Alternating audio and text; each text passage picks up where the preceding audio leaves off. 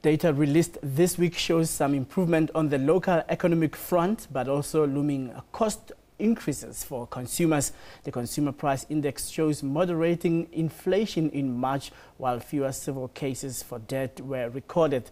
The rand has also been strengthening owing to a weaker dollar, but a possible 50-cent increase in the petrol price on the cards indicates some tough times ahead.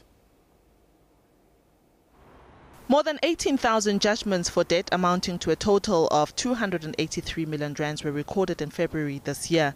This is 7% lower when compared to the same period last year. These figures were released in Stats SA's Civil Cases for Debt data. The survey is used by the private and public sectors to measure economic performance. It's also an important indicator of the extent of unpaid debt in South Africa.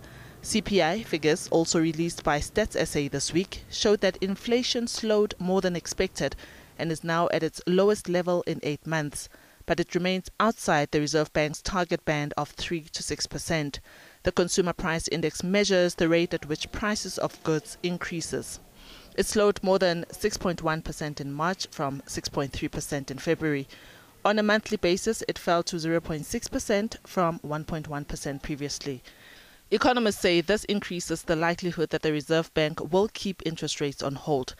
The rand had been firming after it dropped to 13.98 rands to the US dollar in April, after South Africa's sovereign credit rating was downgraded to junk. Some have attributed its strength to a weak dollar, but others say the currency received a boost after Finance Minister Malusi Gigaba dismissed calls from one of his own advisors for the nationalization of banks and mines.